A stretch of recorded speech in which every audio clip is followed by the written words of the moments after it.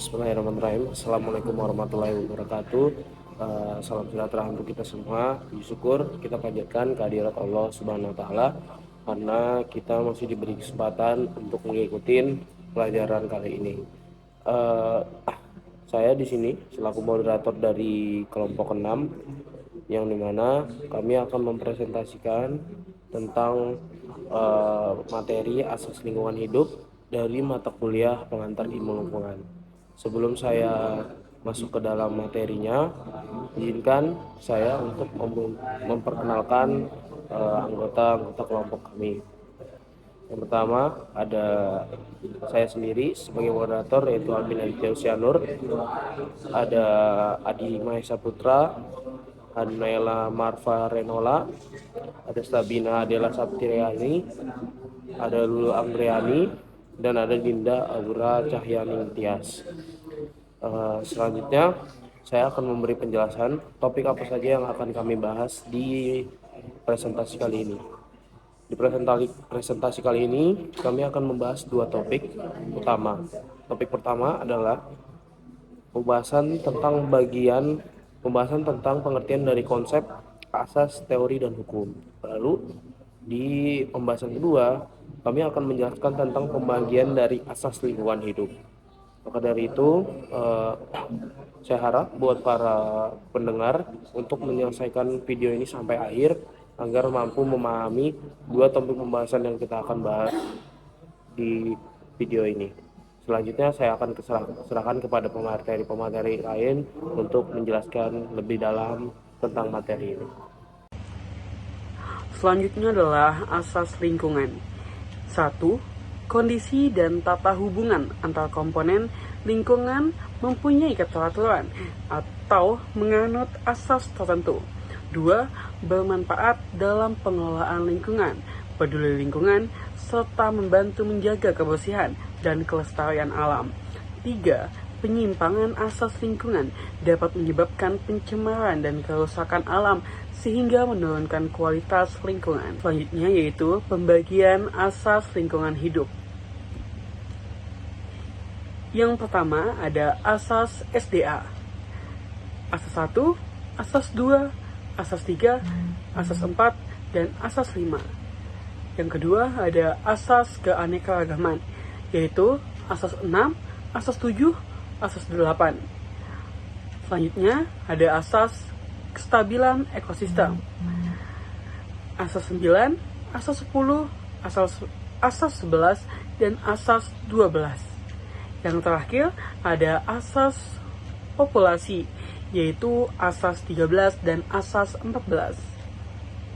Asas 1, semua energi yang memasuki sebuah organisme, populasi, atau ekosistem dapat dianggap sebagai energi tersimpan atau terlepaskan. Asas 1 ini merupakan wujud dari hukum termodinamika. 1. Menunjukkan hubungan antara kerja energi dan panas. Hukum termodinamika 1, energi dapat diubah dari satu bentuk ke bentuk lain, serta tidak dapat hilang, dihancurkan maupun diciptakan. Selanjutnya yaitu organisme, yaitu gerak tubuh dan terbuang. Asas yang kedua, tidak ada sistem pengubah energi yang benar-benar efisien. Asas ini merupakan perwujudan dari hukum termodinamika 2. Artinya, energi tidak bisa hilang dari atmosfer, tapi terus diubah ke bentuk yang kurang bermanfaat. Hukum entropi. Pada transformasi energi terjadi degradasi kualitas energi. Entropi adalah ukuran banyaknya energi atau kalor yang tidak dapat diubah menjadi usaha. Beberapa ilustrasi menunjukkan contoh ketidakefisien energi. Yang pertama, BBM pada mobil hanya kurang lebih 20% energi yang jadi tenaga gerak. Sisanya hilang sebagai panas. Yang kedua, mobil listrik tetap mengalami kehilangan energi meskipun lebih efisien. Lalu ada lampu pijar atau filamen. Banyak energi hilang sebagai panas. Lalu ada proses makanan manusia. Tidak semua energi makanan diubah jadi tenaga. Asas yang ketiga, materi, energi, ruang, waktu, dan keanekaragaman termasuk kategori sumber daya alam. Pengubahan energi oleh sistem biologi harus berlangsung pada kecepatan yang seimbang antara materi dan energi yang ada dalam lingkungannya. Ruang merupakan tempat makhluk hidup di dalam ekosistem. Bila banyak ruang yang berubah atau beralih fungsi, maka akan mengganggu kehidupan makhluk hidup. Waktu merupakan bagian dari sumber daya alam. Waktu diperlukan makhluk hidup untuk tumbuh dan berkembang hingga mencapai kestabilan komunitas. Contoh di sektor pertanian. Waktu dibutuhkan oleh suatu tanaman untuk bisa dipanen. Jika waktu panen dipercepat dari waktu yang sebenarnya, maka akan berisiko kurangnya kualitas panen. Asas yang keempat, untuk semua kategori sumber alam, kalau pengadaannya sudah mencapai optimum, pengaruh unit kenaikannya sering menurun dengan penambahan sumber alam itu sampai ke suatu tingkat maksimum. Asas ini mengandung arti bahwa pengadaan sumber daya alam mempunyai batas optimum. Melampaui batas maksimum tidak ada pengaruh yang menguntungkan lagi. Kenaikan pengadaannya yang melampaui batas maksimum merusak karena kesan keracunan, asas penjelidikan. Pada sebuah populasi yang berkembang, misalnya terjadi peningkatan jumlah individu tertentu, maka jika peningkatan sudah mencapai batas maksimum terhadap ketersediaan makanan, hal ini akan mengakibatkan level maksimum ini akan mengalami penurunan jumlah populasi karena adanya persaingan dalam memperoleh makanan atau sumber alam yang lain. Sehingga individu yang kalah dalam bersaing akan mengalami kematian. Hal inilah yang akan menurunkan jumlah individu dalam populasi yang maksimum. Asas 5, ada dua jenis sumber alam dasar, yaitu sumber alam yang pengadaannya dapat merangsang penggunaan seterusnya dan yang tak mempunyai daya rangsang penggunaan lebih lanjut. Pengadaan energi merangsang penggunaan sumber daya alam pengadaan makanan, tidak merangsang penggunaan sumber daya alam karena terbatas. Kepompong yang disarang pemangsa. Kepompong merupakan makanan bagi pemangsa. Kepompong bagi pemangsa tidak memanfaatkan kegunaan. Artinya, tidak ada variasi lain pemangsa selain makanan kepompong sebagai sumber alam untuk pemenuhan hidupnya. Asas 6, individu dan spesies yang mempunyai lebih banyak keturunan daripada saingannya cenderung berhasil mengalahkan saingannya. Organisme yang adaptif akan memiliki daya perkembangbiakan yang tinggi dibanding organisme lain karena lebih bisa menyesuaikan diri dengan lingkungannya. Pada asas ini berlaku seleksi alam, yang artinya bagi spesies-spesies yang mampu beradaptasi baik dengan faktor biotik maupun bioptik, dia akan berhasil daripada yang tidak dapat menyesuaikan. Gambar tersebut menampilkan dua singa yang sedang minum air bersama di sumber air. Gambar ini menggambarkan bahwa air merupakan sumber daya alam yang penting dan dibutuhkan oleh semua makhluk hidup untuk bertahan hidup. Bahkan, hewan yang kuat dan berada di puncak rantai makanan seperti singa tetap bergantung pada ketersediaan air. Gambar ini juga menunjukkan interaksi dan kesamaan kebutuhan antara individu dalam sebuah ekosistem. Semua makhluk hidup membutuhkan sumber daya dasar seperti air. Asas 7, kemantapan keanekaragaman suatu komunitas lebih tinggi di alam yang mudah diramal. Konsep mudah diramal artinya ada keteraturan yang pasti dari faktor lingkungan dalam periode waktu yang relatif lama. Lingkungan yang stabil dan baik secara fisik merupakan suatu lingkungan yang terdiri dari banyak spesies, mulai dari yang umum dijumpai sampai yang jarang ditemui. Adapun lingkungan yang tidak stabil, maka keanekaragaman atau spesies sedikit. Jika lingkungan berubah, maka kemungkinan perubahan individu akan mengalami kepunahan. Asas 8, sebuah habitat dapat jenuh atau tidak oleh keanekaragaman takson bergantung kepada bagaimana inisiator dalam lingkungan hidup itu dapat memisahkan takson tersebut. Penjelasannya, keanekaragaman takson dalam suatu habitat bergantung pada pembagian nisia. Jika nisia tiap takson berbeda dan tidak tumpang tindih, habitat tidak jenuh dan dapat menumpang banyak spesies. Namun, jika nisnya sama dan terjadi persaingan, habitat menjadi jenuh dan keanekaragaman menurun. Dalam lingkungan yang khas, takson kelompok makhluk hidup yang anggotanya memiliki banyak persamaan ciri mempunyai fungsi berbeda di alam, dapat hidup berdampingan. Kelompok taksonomi tertentu dari suatu jasad hidup ditandai oleh keadaan lingkungannya yang khas. Jika spesies mempunyai nikel tertentu, spesies dapat hidup berdampingan dengan spesies lain tanpa persaingan karena masing-masing mempunyai keperluan dan fungsi yang berbeda di alam. Contohnya ada zebra dengan jerapah. Zebra akan menempati wilayahnya sendiri, begitupun juga dengan jerapah. Hal ini karena adanya perbedaan jenis makanan dan kemampuan organisme tersebut dalam mempertahankan hidup. Asas 9, keanekaragaman komunitas apa saja sebanding dengan biomasa dibagi produktivitas. Maknanya, tingkat keanekaragaman komunitas, jumlah dan variasi jenis makhluk hidup dalam suatu ekosistem berhubungan dengan biomasa, jumlah total bahan hidup dan massa organisme, dan produktivitas selaju pembentukan biomasa baru. Tingkat keberagaman komunitas akan semakin besar jika biomasanya besar dan produktivitas kecil.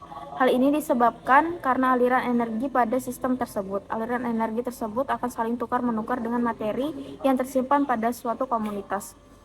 Rumus menghitung keragaman komunitas, keterangan H sama dengan keragaman organisme, T sama dengan waktu penggunaan materi, K sama dengan koefisien tetapannya, B. Biomasa, P. Produksi. Selanjutnya, asas 10, pada lingkungan yang stabil, perbandingan antara biomasa dengan produktivitas B banding P dalam perjalanan waktu naik mencapai sebuah asintot maksimum. Penjelasannya adalah dalam lingkungan yang stabil, rasio biomasa terhadap produktivitas B banding P akan meningkat seiring waktu sampai mencapai nilai maksimum asintot lalu menjadi stabil. Biomasa atau produktivitas meningkat dalam lingkungan yang stabil. Yang kedua, lingkungan fisik yang stabil akan mampu bertahan dan hidup lebih lama. Yang ketiga, biomasa populasi besar sama dengan energi besar, maka perlu efisiensi agar dapat digunakan dalam waktu yang sama. Selanjutnya ada asas 11, sistem yang sudah mantap dewasa mengeksploitasi yang belum mantap belum dewasa.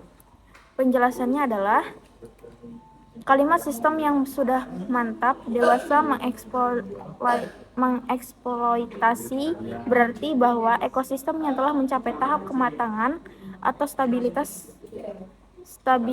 kestabilan dan memanfaatkan sumber daya yang ada secara efisien dan seimbang.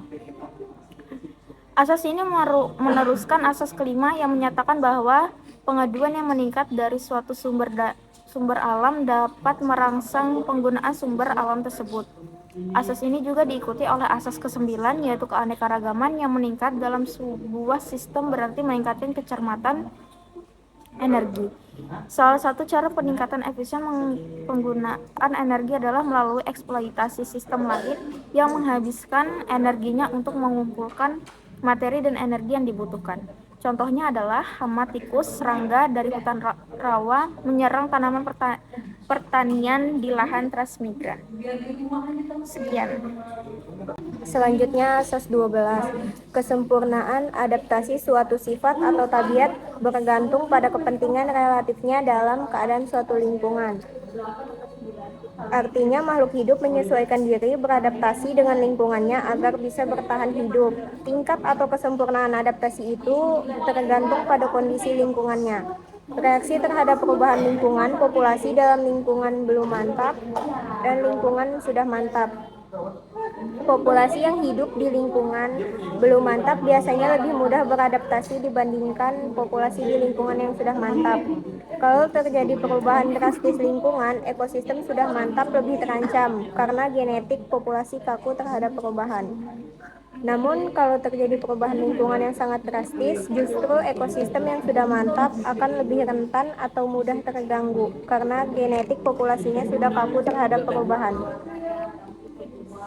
Selanjutnya, asas 13, lingkungan yang secara fisik mantap memungkinkan terjadinya penimbunan keanekaragaman biologi dalam ekosistem yang mantap, yang kemudian dapat menggalakkan kemantapan populasi lebih jauh lagi. Artinya bahwa lingkungan yang stabil secara fisik akan mendukung terbentuknya keanekaragaman hayati yang tinggi, dan keanekaragaman itu membuat populasi serta ekosistem menjadi semakin mantap dan seimbang. Pada komunitas yang mantap, jumlah jalur energi yang masuk melalui ekosistem meningkat, sehingga apabila suatu goncangan pada salah satu jalur, maka jalur yang lain akan mengambil alih. Dengan demikian, komunitas masih tetap terjaga kemantapannya. Semakin mantap suatu ekosistem, semakin banyak jalur energi yang terbentuk di dalamnya. Jadi, kalau salah satu jalur energi terganggu, jalur energi yang lain bisa mengambil alih sehingga keseimbangan komunitas tetap terjaga.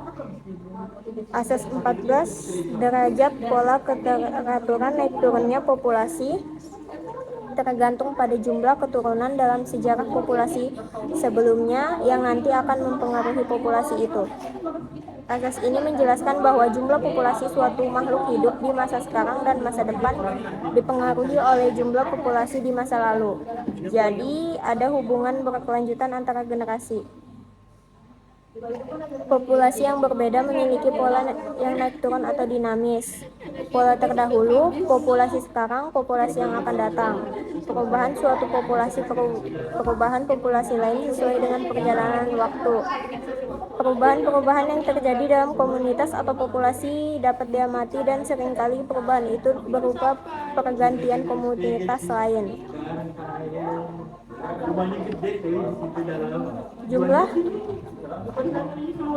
Jumlah makhluk hidup dalam suatu populasi tidak pernah tetap, kadang naik, misalnya saat musim kawin atau banyak makanan, kadang turun saat musim kering, penyakit, atau kekurangan makanan. Jadi populasi selalu berubah-ubah secara dinamis mengikuti kondisi lingkungan. Populasi masa lalu mempengaruhi populasi sekarang, dan populasi sekarang akan menentukan populasi di masa depan. Dalam ekosistem, semua populasi saling terkait. Kalau satu populasi berubah, populasi lain ikut terpengaruh. Kalau kondisi suatu tempat berubah, maka jenis makhluk hidup yang hidup di situ juga ikut berganti. Ini disebut suksesi ekologi, proses pergantian jenis makhluk hidup dalam suatu area dari waktu ke waktu. Kalau sebuah kebun jagung dibiarkan setelah panen dan tidak ditanami lagi, awalnya akan tumbuh gulma, rumput liar. Ini komunitas baru pertama. Lama-kelamaan tumbuhan lain seperti semak dan pohon kecil akan tumbuh. Setelah bertahun-tahun, bisa berbentuk komunitas hutan kecil. Baik, itu presentasi dari kelompok 6 yang membahas tentang asas lingkungan hidup. Mungkin itu aja yang bisa kami jelaskan untuk materi asas lingkungan hidup. Kami pada dasarnya, jika saya bisa menarik kesimpulan tentang asas lingkungan hidup adalah suatu prinsip-prinsip dasar yang menjadi pedoman hidup dalam pengelolaan dan perlindungan lingkungan hidup, di mana asas ini berfungsi untuk mengatur bagaimana manusia berinteraksi dengan alam agar tercipta keseimbangan antara kebutuhan manusia dan kelestarian lingkungan. Jadi saya berharap dengan adanya pembelajaran tentang asas-asas ini, teman-teman sekalian mampu mengerti tentang asas-asas dari lingkungan hidup, di mana agar supaya hal ini mampu membantu teman-teman untuk tetap melestarikan dan juga menciptakan keberlanjutan bagi generasi-generasi selanjutnya dalam melestarikan lingkungan kehidupan. Mungkin itu aja dari kelompok kami. Saya selaku moderator mohon maaf jika ada kata yang salah dari kami sebelumnya. Sekian dari presentasi dari kelompok 6, lebih kurangnya mohon maaf. Sekian, terima kasih.